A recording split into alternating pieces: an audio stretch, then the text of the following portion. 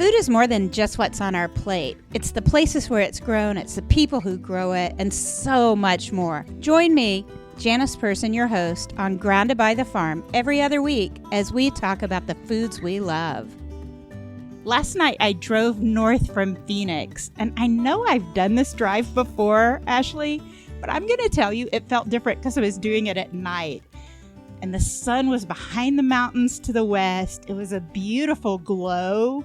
Most of my drive up to Prescott, we're in the Dewey area at Mortimer Farms today.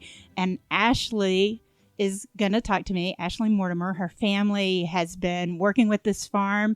She handles their marketing. You're going to see some great videos that she's done, and you're going to see my less than great video of a tour, but it'll be fine. But I'll show you around what they're doing here. And Mortimer Farms is one. How many did you say you're growing? Like 50 something crops here? Yes, we grow 54 different things here at the farm. This is really kind of an agritourism. Tell me a little bit about your family's history in agriculture and how you came to be part of the farm, because I know it wasn't an automatic. Yeah, absolutely. So my family, both my parents grew up in the farming and ranching community. My dad is from Iowa and grew up on a corn and soybean farm there. And they also had cattle and horses. And my mom grew up on a cotton farm.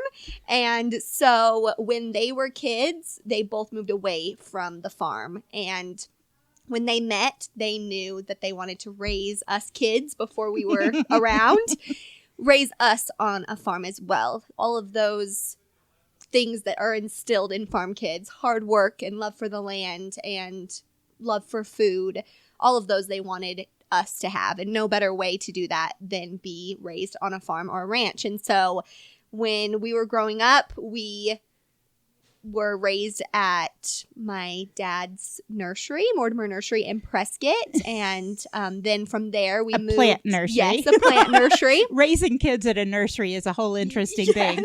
Yes. So he started the nursery and landscape business before my parents met, and then they fostered that business after they were married. And then from there, we moved to a cattle ranch. So it's just 15 miles away from the farm, and raised cattle and also had a few farm fields there. And then we were introduced to this farmland and took it over about 13 years ago. And that's a whole nother story that I'm sure we'll get into in a little bit. But that's kind of how we made it here to where we're at now.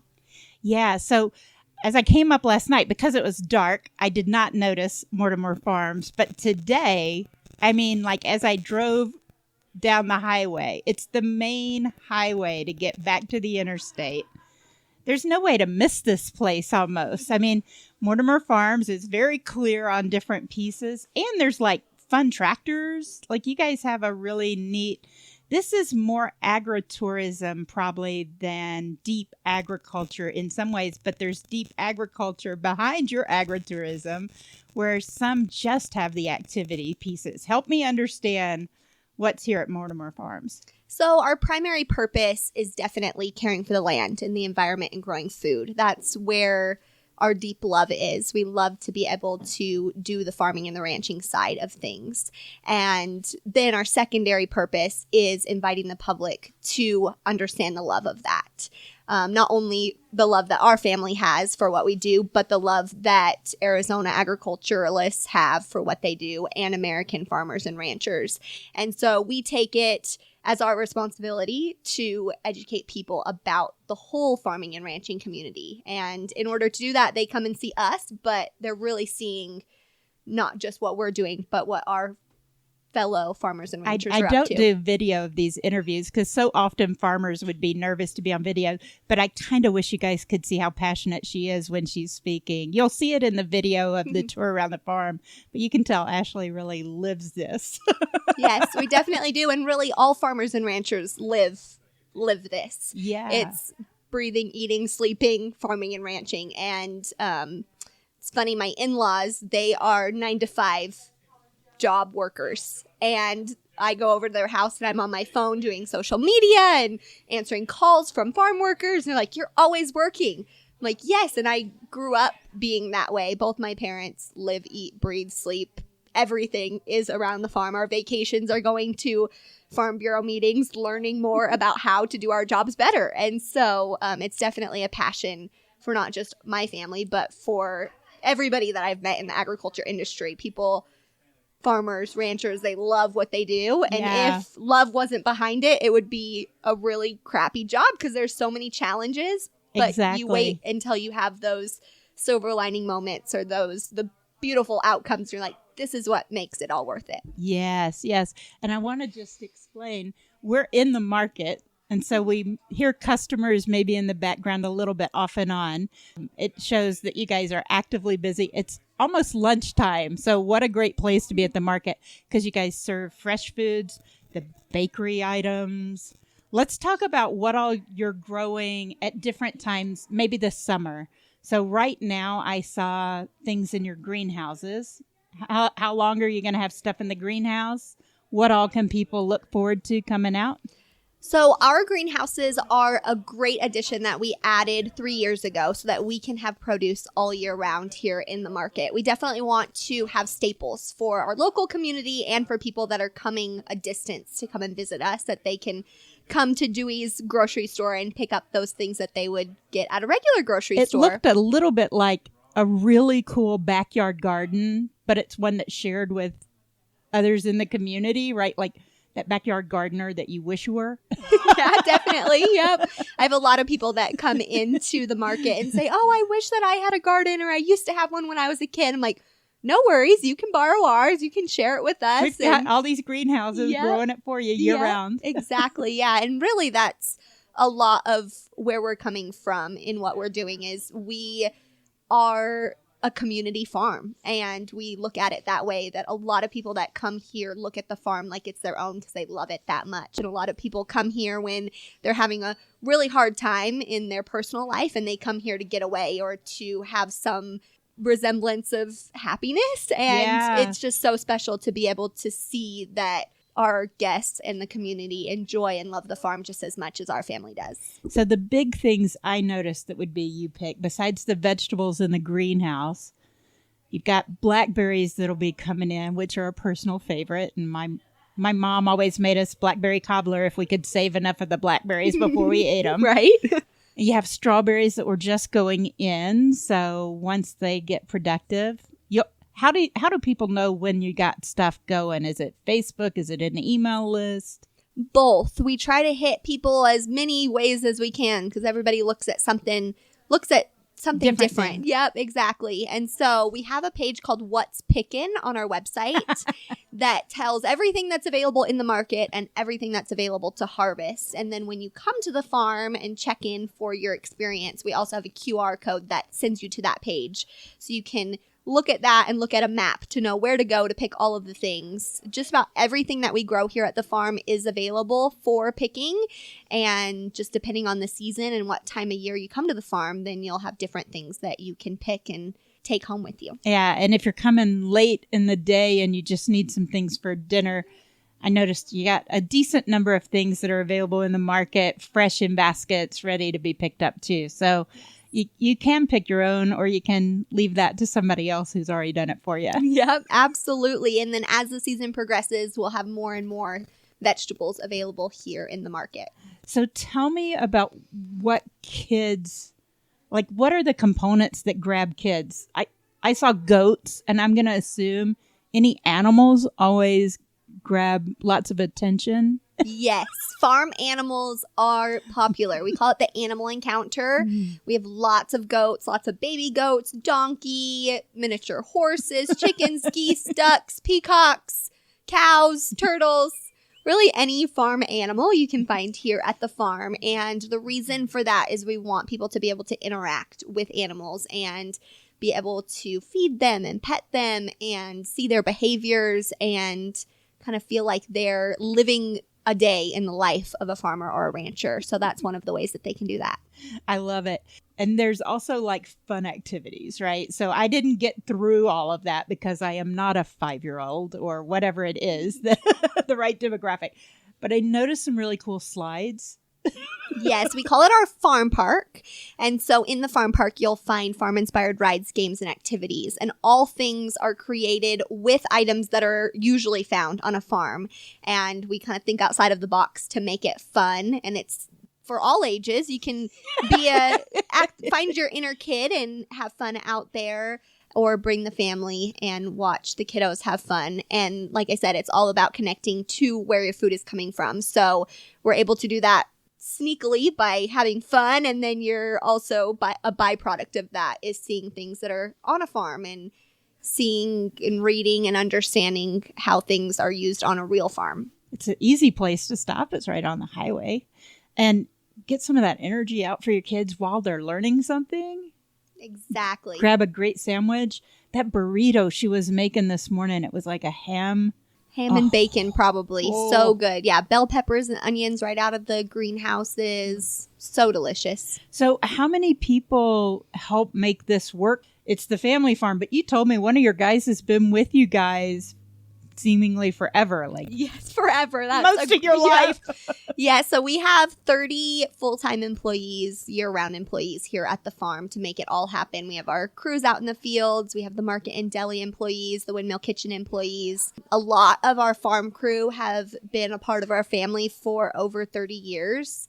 And it's just definitely part of the family. We invite all of them to weddings. Jesus, my sister just had a baby 7 months ago now, and then my brother's wife just had a baby a few months ago, and Jesus came to the hospital to meet the babies a few hours after they were born. So they're part of the family, and we love them all so dearly and are so thankful for all of our employees. Speaking of weddings, you guys also have a venue for that kind of thing, for different meetings, weddings, whatever. How did that get started? So our venues and private events and our weddings began because of an interest from the public. We had a lot of people saying, hey, we want to use your beautiful farm to get married. And so it kind of evolved from there.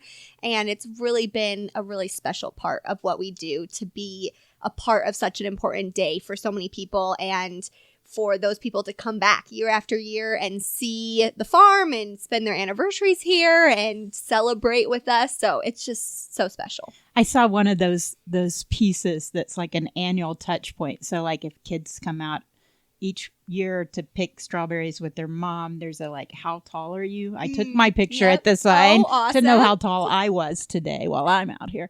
But I can imagine that people love getting their pictures with their kids on those things every year. It probably is a tradition for folks to come out. Yes, absolutely. We have lots of people that come here because it's their tradition, and this farm is so special to so many people. I mean, we talked about that earlier, and so seeing those traditions continue and seeing people bring the next generation to the farm and being so excited to have that experience. And a lot of our weddings are people that bring their kids, or that they were kids and came here. And so it's just, the farm is such a huge part of a lot of people's lives. And so to be able to offer such a diverse amount of things that you can do here at the farm, so that tradition continues in so many different ways. Yeah. I can see how easily it would be. Arizona is so different than any of the other places I've talked to about agritourism, because almost everybody else has to shut down at some point in the year because winter gets to be too much, right? Like, can't be in Virginia in the dead of winter, or sometimes the heat just will kill you in some places, right? You guys really have a year-round event kind of pace, right? So how do you figure all that stuff out? Because it seems like it would make a very complicated calendar. Yes. Especially 54 crops. Yeah, very complicated calendar for sure. And it's all about being strategic. I use that word especially this time of year when we're a little bit slower because we're just getting out of winter. So we definitely are slower certain times of year, which is helpful because we can reevaluate how we do things and look at how we can be more strategic and look at where our current employees are and see, okay, maybe if we put them somewhere else, they'll even be more productive and have a better time at work. And so looking at all of those things so that we can be proactive and we can plan and we can be strategic, that's how we're able to do it. Yeah, but the market's year round. Yes. How many days a week? We're open every day of the year except Christmas and Thanksgiving, 7 days a week. The market and deli is open every day of the week. The farm park and the animal encounter open every day of the week. The Windmill Kitchen is open most of the time, if not for walk-up restaurant service. We do a lot of the cooking and preparing of things that we sell in the market at the Windmill Kitchen, so they're always over there working. You can't take a day off when you're farming and ranching. So those days, Christmas and Thanksgiving, our team has the day off, but our family picks up and does the chores and waters and all of those things so that they can have the day off. But yeah, we're open all the time. You sell things from other nearby farms. I think I saw in the store. There were some things like goat's milk lotion where you specifically called out the farm involved, or some sausages that were specifically called out for a farm involved. So it's not just things from your farm. You're trying to support other farms in the area, I'm going to assume, with that? Yes, absolutely. Although we are very diverse and try to do a lot of things ourselves just to make all of the balls be able to continue flying in the air. There are things that we don't do, and we love to be able to support local farms when that's the case. And so we have Hayden Flour Mills is one of our partnerships. There were cookie kits too that y'all made up with that. Yes. Yeah. So any way that we can support local farms, Polka Goat is where we get the lotions. Troyer Meat is where we get the sausages. So any way that we can help and support each other, because that's really what agriculture is all about, is supporting each other and sharing not only products like we do and partnerships like that, but also information, because we've all been down a different path. And so if we can say, hey, what did you do when you came across this challenge, and take their firsthand experience so that we can be a little bit better off and do the same thing for them. That's what farming and ranching is all about. Yeah. So this ought to go live around mid-June. So let's talk about what people might be able to come out for, like, as they hear this episode for the first time.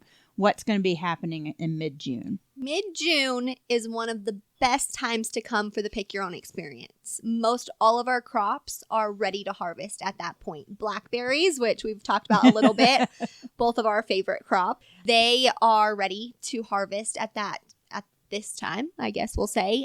Strawberries also usually are harvesting around mid-June, and then lots and lots of vegetables, tomatoes, cucumbers, bell peppers, all of those delicious things that we grow, the list of 54 items. Most all of them are ready. Mid-June is the perfect time. And I'd encourage people to take a nice day of it. This would be a great day trip if you're in the Phoenix area. Obviously, if you're in Prescott, you're like right next door. I mean, this is like a weekly trip, right? Mm-hmm. But a good day trip with the kids, with the family, or for adults. So in June, we can do the pick your own with strawberries. What's the next season? June, July, and August is really our primary vegetable and berry season. Okay. And then we go into lots of different flowers. We have lots of flowers that we grow, including sunflowers. So we have fields and fields of flowers. Yeah, it's absolutely beautiful. And then we go into fall and our pumpkin fest and corn maze. But I was just grabbing our calendar. We have over 20 events that happen here at the farm. So, I mean, we have... I'll make sure I link to this, but okay, I do want to get the audio to get some of the main things, because it's hard for people to process 54 different things. So knowing there's seasons that shift a little bit. Yep. And seasons is a great learning experience for people that come to the farm, because you go to a grocery store and you see everything that you would ever want all the time. And when people come to the farm, they're able to realize and see firsthand that strawberries don't grow year round, and that there is a season for those, and learning how to cook with the season, and even learning how to cook with different products that are fresh is a lot of it is different than a lot of people do now, because of the convenience of going to the store and being able to whatever's there. Exactly. Yeah. So that part of even just shopping in the market and deli is really connecting back to where your food comes from, because you're able to see seasons and be able to cook different meals based on what the season is and based on what is being harvested. And so that's a really cool aspect of it as and well. you've got the canning aspect and stuff. So all the things that you grew in seasons can also be jarred up, like relishes and things like that. All the vinegars, all the honeys. My God, the honeys. Yes, very popular. Yeah, and really good for local allergies. We have 3 different kinds of honeys for different areas in Arizona. So the wildflower honey is really good for central Arizona allergies. I needed that desert honey yesterday as my allergies Seriously, were killing me. yeah. You'll have to take some today just in case you go back. But so then in the fall, I derailed you. You said through August really is berry season and vegetable season. Then in the fall, I'm going to guess traditional fall things, apples. Yes, apples and pumpkins and our corn maze. Here at the farm, fall is our most popular time of the year. Our pumpkin fest and corn maze is the event that you have to come to, and then come a few other times throughout the year. But we really have a great time at the Pumpkin Fest and Corn Maze. We have shows and entertainment, fire dancers.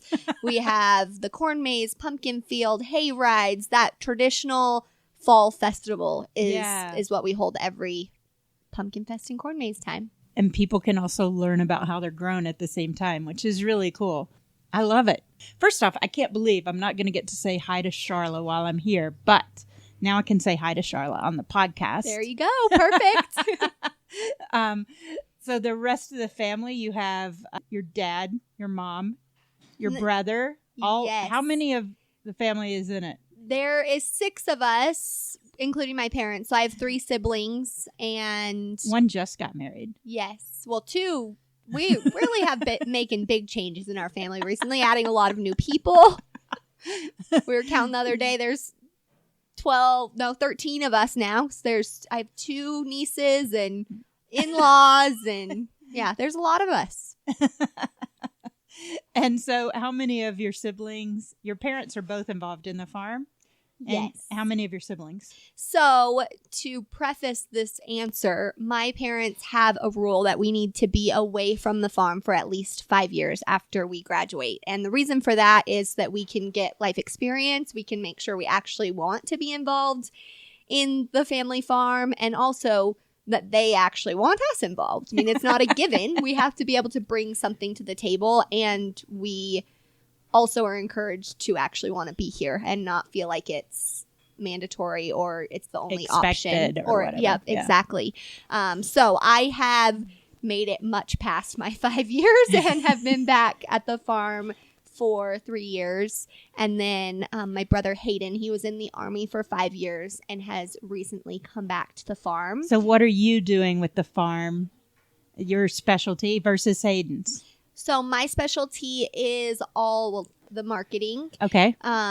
But because it's a family farm, we jump in wherever we're needed. So this last week I've been working a lot in the market in Deli, and sometimes I'm out on a tractor. Other times I'm taking care of baby goats. I mean, wherever we have to be, That's where we jump in. And on top of the marketing, I do a lot of the strategic side of things, and how can we do things better, and how can we offer a better experience for our guests. Hayden, who is in the Army and now is back at the farm, and he also is married. He's not a very social people person, so he does a lot of the behind the scenes in the farming side of things. He's always on a tractor or on a horse, or I always try and explain to people, some farmers love being at the farmers market and selling direct, and some farmers really like the time alone to think in the tractor and to be in their own head and not to be bothered by people. Yeah. I mean, I have introverts and extroverts both in my family, and doing different jobs is a really good fit for folks. So. Yes, absolutely. And because we're so diverse, we're able to do that. I mean, if I'm in a pinch on the register, I would not call Hayden because he just would not enjoy that. But your mom could probably show up and... Right, exactly. Yeah, and knowing those qualities in our family and in our employees as well, and knowing, okay, I can't call No to come and run a register because he's much better at taking care of the cows or whatever the case is, and being able to utilize people in the best way that we can. Yeah, so just the two siblings are currently in the farm? Yes-ish. However, Kayla, who is my next sister, she owns a hair salon, Wildflower Hair Co., and she also helps every once in a while when we need her. She does most of our bartending here at the farm, but she loves owning her salon and does a great job. And actually her salon is here at the farm, so it's very convenient to say, hey Kayla, come over and help me real quick. This bride's hairstylist didn't show up. Yep. Can you fix it? Exactly. Yep. And she is very personable, she lights up a room when she walks in, so I could call her and say, hey Kayla, come over and help me, and she'll be right there. And then my youngest brother Colton, he is still in his 5 years, and I think he is really the reason that my parents came up with the rule, because when he was probably about 10 years old, maybe a little younger, he said, Mom, don't worry, I don't need to go to school because I'm just going to move down to the bunkhouse and run the ranch for you. And she said, no, we have this rule. Did you not know about it? So with that rule, Colton is... That's funny. Yes, yeah. And he's a welder and does works at a local company here in town, and every once in a while I convince him to come help me with things. Yeah. So we've talked through the Mortimer Farms part that's really more agritourism and that kind of thing. But let's talk about the other part of the farm, which is where your parents were before you decided to start this, right? They really are big on beef. You said nursery, but then beef cattle is kind of the big piece. Yes. Yeah. So the nursery, like I said earlier, was started in 1986, I believe. My dad started that business and does landscaping and a whole garden center. It's absolutely beautiful at the nursery. Lots of inventory and beautiful products and plants. And then in 2003, we moved to the ranch and bought the ranch. And that's where our main meat production happens, and where we're able to raise and take care of cattle and pork and all of the different animals that we have. You have pigs too. Yes. We do everything, it seems like. That diversity really plays a role in being able to make everything work, because at times beef cost is, or we can sell our beef for less, and we're not making money on that, so we can pick up on tomatoes and grow more tomatoes because the cost of tomatoes is higher. So we're able to juggle a little bit more to make everything the work. cost of production versus the sales coming in, the price that the consumer pays. It is easy at times to lose your shirt on if you're on one thing only. Exactly. Yep. And that's the reason that we grow 54 things. Like, okay, our tomato crop this year may not be profitable, but at least we have sweet corn, and we can really put our efforts in that sweet corn. And when we do have challenges or things out of our control that happen, weather event that happens to take out something at the one moment you can't suffer that weather event.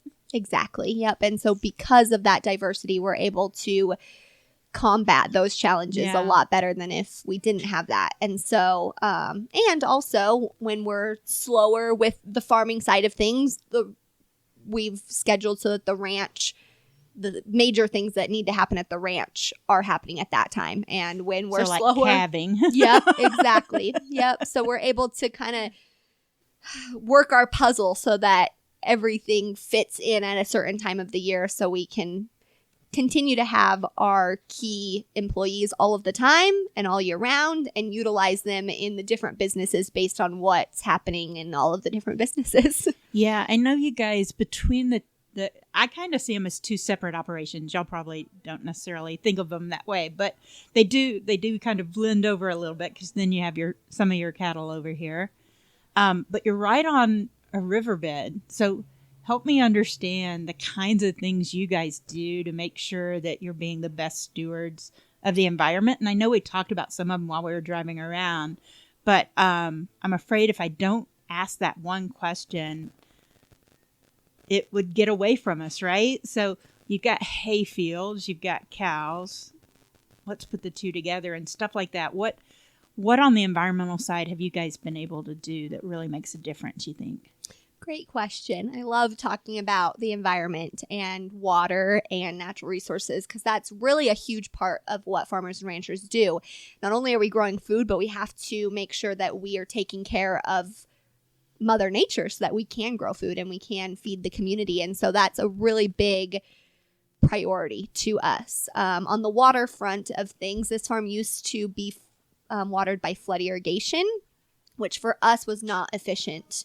And flood irrigation, for somebody that doesn't know, means you're just putting lots of water and it rolls across the field as the amount of water can. After it starts soaking in one place, it slowly gets to the other places. And it can be wasteful, let's say. Yes, and especially how our farm is set up and with the elevations of the unbalance of the fields, I guess is a better way to say it. It just wasn't efficient, not for the water, not for labor, not for any aspect of it. And so when we took over the farm, we converted to pivot irrigation and also to drip irrigation. Yeah. And with those two methods, which pivot irrigation is an above ground walking irrigation system, it kind of looks like it has tires and it drives around in a circle on the fields, and it has sprinklers that come above the crops. They're the ones that are really cool when you look out from the airplanes and you see circles when you're out west.